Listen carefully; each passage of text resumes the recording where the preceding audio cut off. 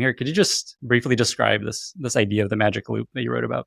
Yeah, absolutely. So the magic loop is how to grow your career in almost any circumstance, even with a somewhat difficult manager. It does assume that you're working in some environment, normally as an entrepreneur or with a boss. But the basic idea of the magic loop is 5 steps, and they're very easy. The first one is you have to be doing your current job well. It's not possible to really grow your career if you're not considered at least performing at a solid level. Now, it doesn't mean you have to be the star on the team at this point, but what you can't have is your boss wishing that you were different. Like, oh, Ethan's not very good. So you have to talk to your manager and find out how you're doing and address any problems. So step 1 is do your job well. Then step 2 is ask your boss how you can help. Speaking as a manager, and I've talked to hundreds of managers, very few people go and ask their manager, what can I do to help you? What do you need? And so just asking sets you apart. And it begins to build a relationship that we're on the same team, that I'm here as a part of your organization to make you successful, not just myself. Step 3 is whatever they say, do it. So you dig a big hole if you say, well, what could I do to help you? And they say, well, we really need someone to take out the trash each day. And you're like, oh, I didn't mean that. I wanted exciting work. I don't want to do, sort of this maintenance work or whatever. So do what they ask. Help out, even if it's not your favorite work.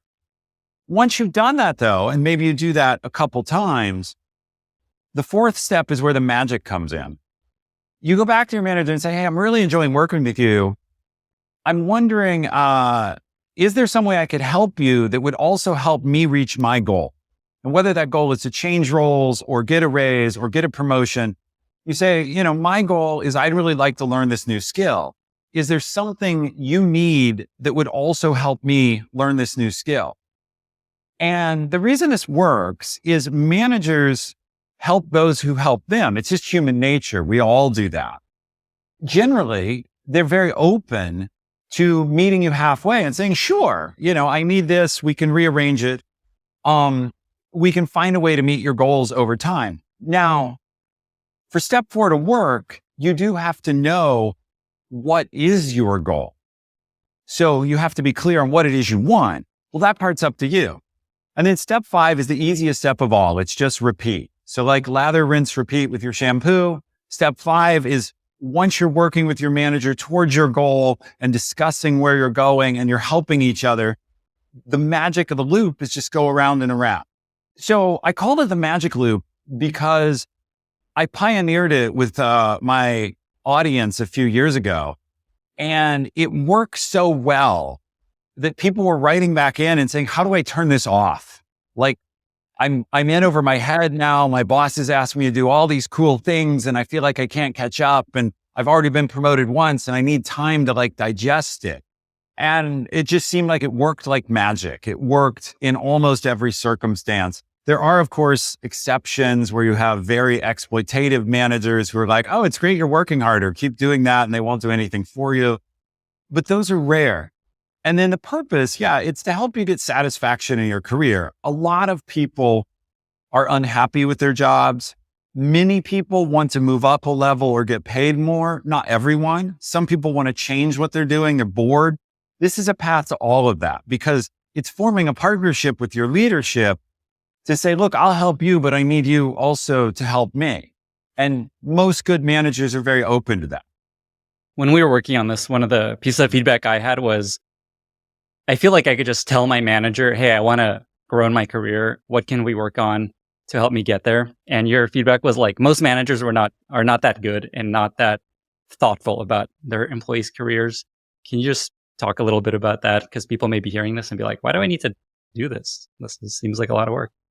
If you have a great manager, you may not need to do nearly as much formality. They may have given you good feedback, so you don't need to ask for feedback. They may have offered you opportunities to step up and you've said yes to some and maybe no to others. That's fantastic. I designed the magic loop for the people who either don't know what to do or their manager is either not that good or just very busy. Remember, lots of managers have great intentions to help their employees, but they get busy with their own lives, their own work, all the things they're focused on, and also their own career. the manager is often busy thinking about their own needs. And so they mean to get to you next week, and next week drifts on for a year. What has come up since this has come out that you would want to either add to or tweak or help people better understand? I imagine there's some criticism. I imagine there's a lot of yes, yes, yes, this really works. Two things I'd love to clarify. The first is many people ask me, well, why do I have to do this? Shouldn't my manager notice what I'm doing? Shouldn't my manager help with my career? Shouldn't my manager be planning for me? And what I say about that is what your manager should do and $4 will get you a cup of coffee at Starbucks. The point of this loop is it's in your control. It is true that a good manager would do all those things I just mentioned, but not all managers are good, and some of them need some help. And the thing I would just say about the magic loop is it's in your control. And so you can be sort of upset that your manager isn't perfect, but move on from that and take control of your own situation. That's the first thing I'd say. The other big extension I would make is, look, if you are a manager or a leader of any type, you can initiate the magic loop from your side. So you can talk to your employees and say, hey, what are your career goals? Would you like to form a partnership where you step up to new challenges and I help you get to your goals? I had a lot of success forming this kind of partnership with my employees, where as they saw growth and success, they really leaned in and like, oh, the system works. You're actually investing in me. Now I'll work extra hard. And I'm like, yes, and we can grow your team or grow your opportunity. And it was very win-win. To give people a little bit of social proof, you mentioned some of the folks you've worked with on this. Can you share some stories or stats or anything to help people understand how helpful this ended up being to folks you've worked with? Yeah, absolutely. I'll tell one story from each end of the spectrum. And what I mean there is entry-level people and then sort of high-level executive leaders. I had an entry-level person write me back and say, look, when I learned about the magic loop, I was at a company and not doing very well. I started applying it. They offered me a $30,000 raise and a bigger job. And I turned it down because I got hired at this other company that was offering me even more. And I went there and they've promoted me also. And he was one of the people who wrote in and said, his exact words were, a year ago, I was made redundant. So he's in the UK. Redundant is their word for laid off. A year ago, I was made redundant. I got this first job and I got an offer for an increased salary. And then I got the second job and I got an increase when I joined that was even bigger. And he was in that situation of like, now I need to sort of slow down and digest all of that. On the complete other end, one of my best people I ever worked with joined my team at Amazon as what we would call an SDE2, which in Amazon is a level 5 employee. He grew with me kind of following this process to a senior engineer. Then he switched to management and ran a small team. Then he became a senior manager and he relocated with my organization. He opened a new office in another city, was eventually promoted to director, running his own office of a couple hundred people.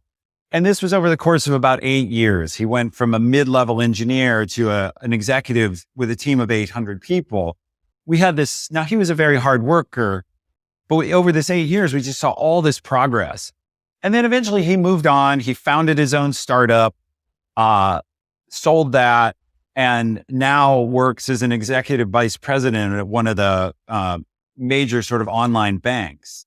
And so, his career in some sense has exceeded mine. But during that 8-year span, he just grew so much. And this is the process we followed. What levels does this help you with? At what level is this most useful? And then does it kind of taper out? I don't know if you get to VP level, do you still try using Magic Loop? So I think it works anywhere from the start of your career to pretty far into it. I think at, my level, I finished my career as a vice president at Amazon. It does peter out in the sense of the active. And what I mean by that is you're still doing the same thing, but you don't have to talk about it. your managers are expecting you to step up and recognize challenges. They're expecting you to ask for resources when you need them.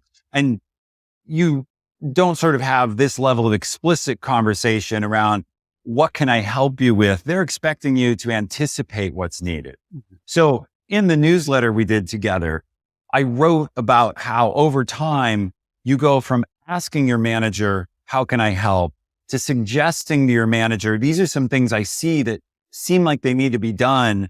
Would you like me to do them? To just seeing what needs to be done and sort of keeping your leader in the loop and saying, hey, I noticed that we have this problem. I fixed it. I noticed we have this opportunity. I've started a program against it.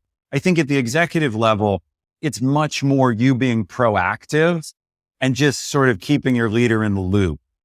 I think in the post, the way you described this step is advanced mode. Don't jump straight to this. Don't just start suggesting things because you may get it wrong. Yeah, it's all a matter of rapport and trust. A huge part of career success is how much trust you have, mutual respect with your leadership. When they get to, they're confident that you're going to make the right decisions, they're confident to let you go. But yeah, when you're brand new or you're new to a manager, if you just jump in, you may either not work on the things they value or even find yourself working at cross purposes. And that isn't the right place to start. Awesome. Okay. Just to close out this conversation, maybe just, you touched on this, but why is it that you think this is so important and effective? Why do you think this works so well? People may not recognize, like, I see, this is the key to this. Well, I think it's two things. First, I mentioned how rare it is. How rare it is for managers to be offered help.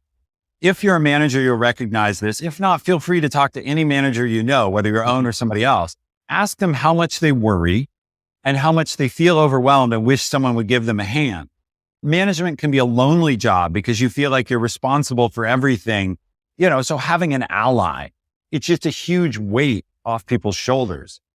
And then I think a lot about social engineering. The social engineering here is just the simple, you help me, I'll help you. Like, it doesn't have to be exploitative. It's just, we help those people who help us.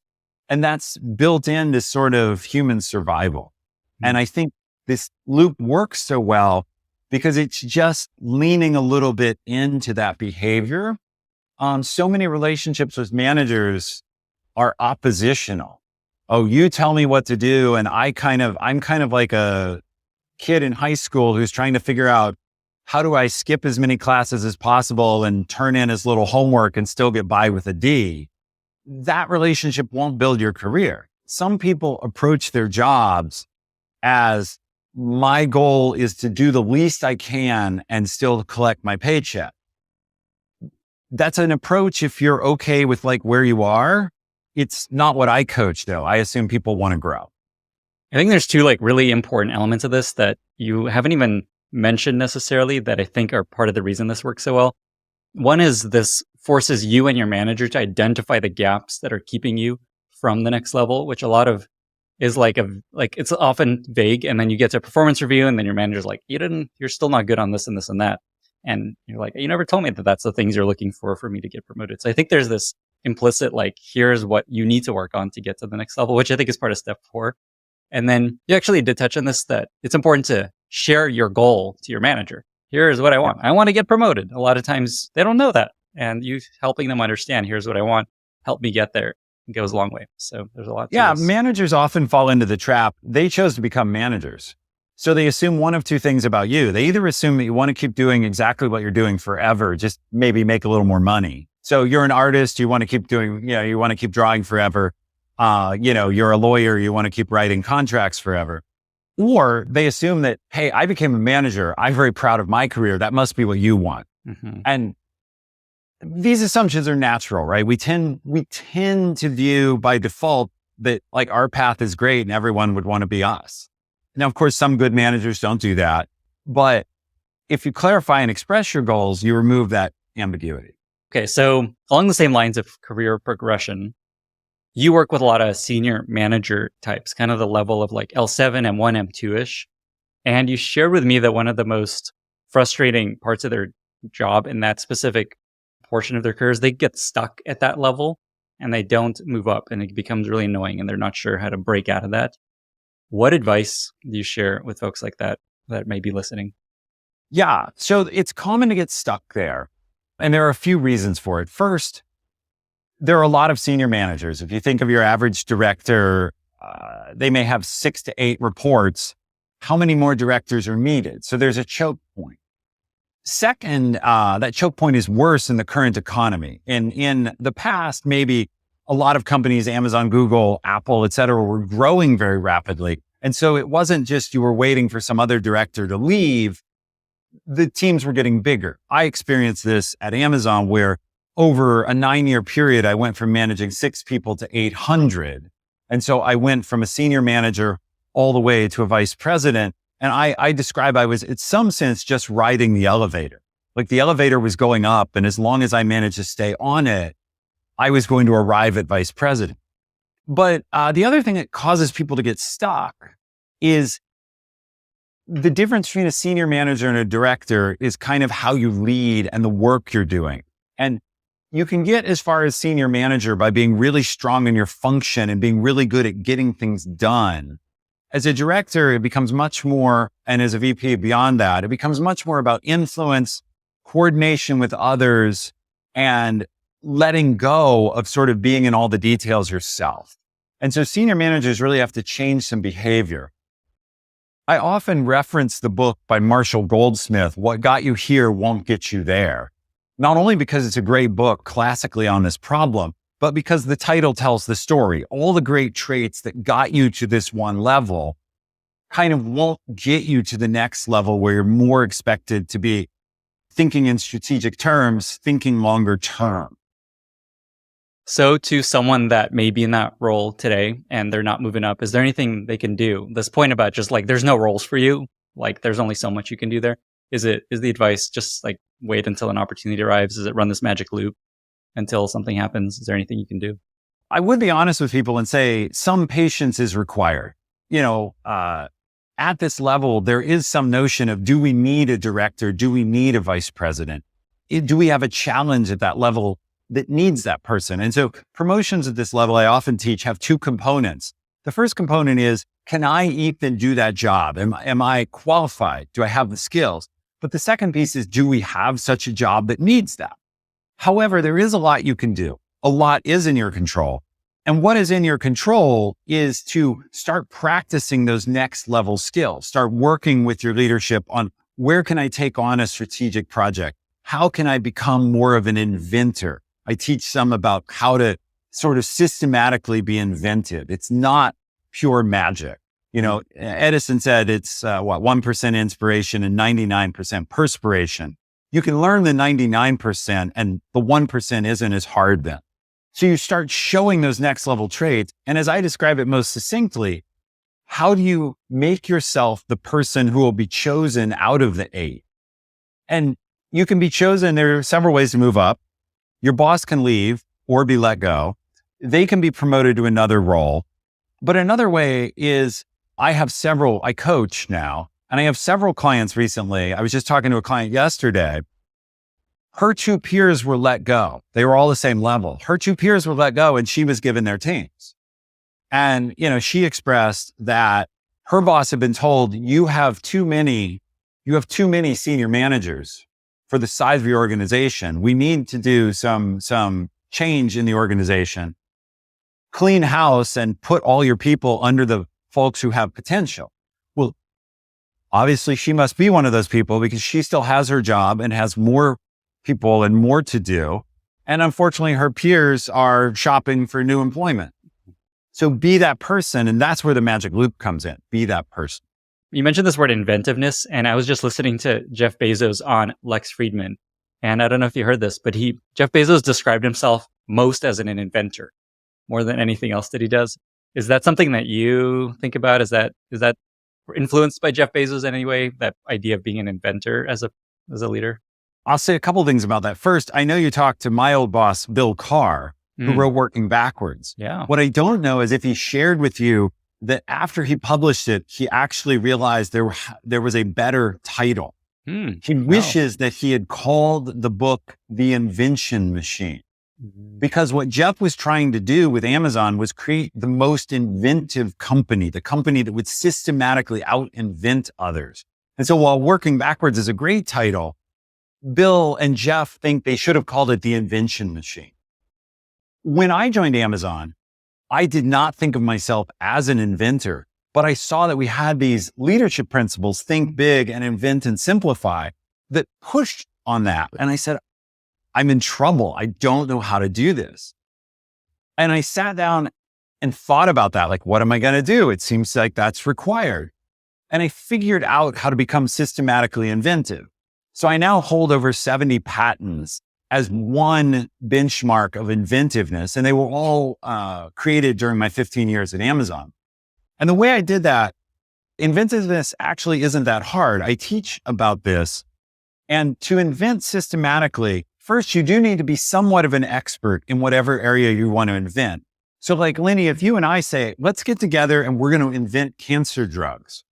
We have the problem that neither of us, as far as I know, is a biologist, a doctor. We don't have the right background. We don't know what we're doing. So we would just be fumbling around, I guess, with a bathtub full of chemicals, hoping it's probably not going to work out that well.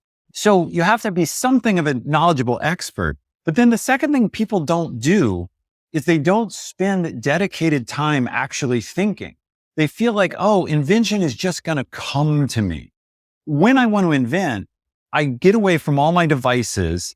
I go in a room with the problem I have, and I force myself to actually concentrate on what do I know and how can I invent. And the most straightforward way to invent is not to somehow come up with something completely new, but instead to put together two things that exist. And so my example of this, I have a patent I talk about a lot for a drone delivery for Amazon, but the drone doesn't fly from the warehouse. Instead, a truck with no top drives slowly around the neighborhood, and the drones go back and forth from the truck. As opposed to the driver stopping at every house, you can have 4 or 6 drones hitting everything in the neighborhood. And the way I came up with this idea is one day I was thinking about drones and delivery, but I love military history. And so I was thinking also about an aircraft carrier. And I was thinking like, is there a way to have an aircraft carrier for drones? And from that, it was very quick for the light bulb to go on and say, well, what about a truck? And, so I have this patent and we haven't seen this become reality yet. I'm waiting for my idea to become part of Amazon's drone delivery system, but I think ultimately it will.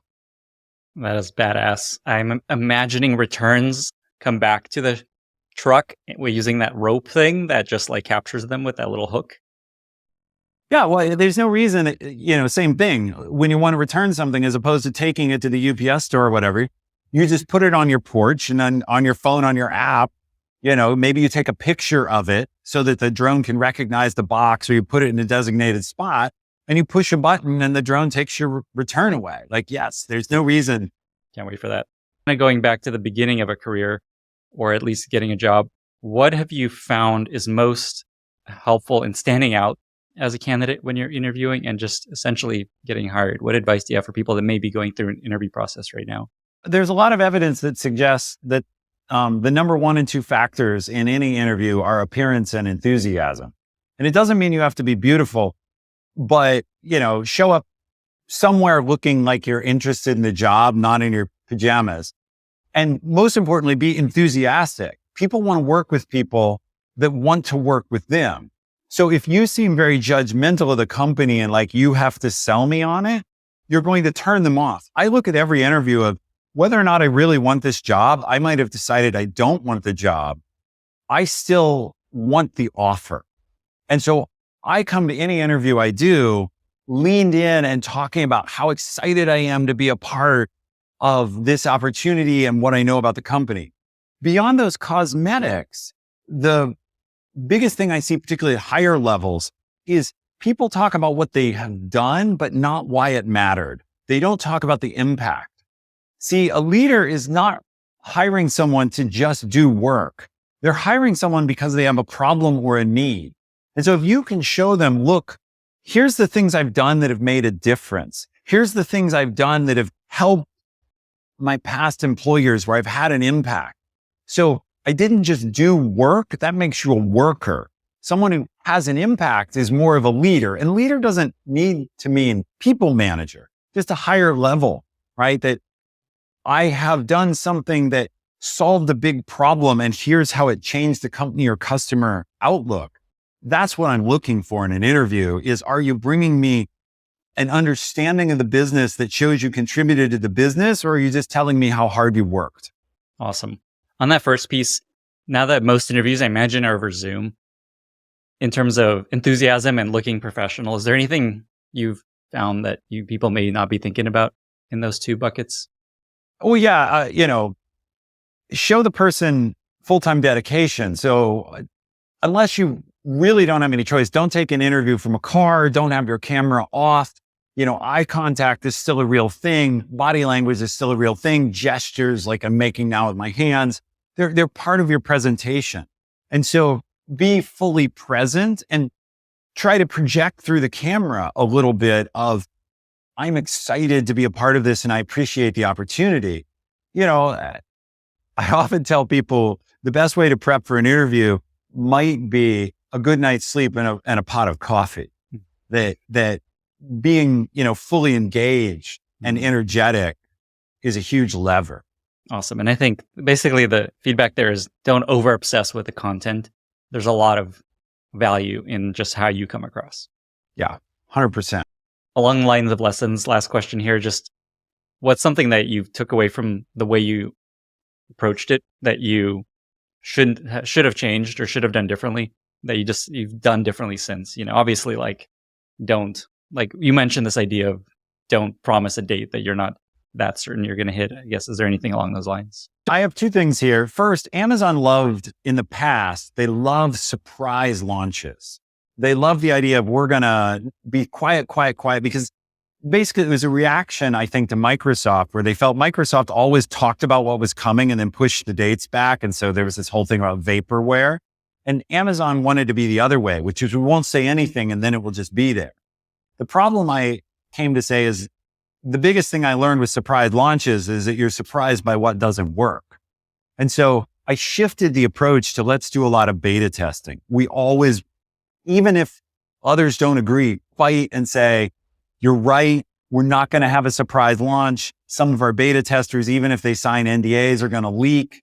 And that's a better outcome than launching something that doesn't work. That's one lesson. The other lesson is this thing that broke in front of Jeff Bezos. Ultimately, it was a new college graduate engineer who wrote that code. And he had been left alone to write part of our user interface, but he had written it in such a way that it didn't scale. Now, we didn't give him any help or oversight. We left him on his own because we were busy focusing on other pieces of the problem. And shortly after the disaster, he left the company.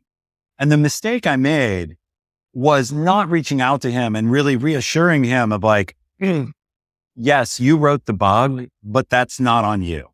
The system failed you and we don't see you. Bugs happen. So the thing I regret in this whole thing is not realizing that even though no one in the team ever yelled at him or whatever, he knew it was his bug. And he obviously saw me and others sort of taking a beating. And so he left. And I wish he hadn't done that. And I wish more than that, I had stepped in. I didn't realize what he was feeling.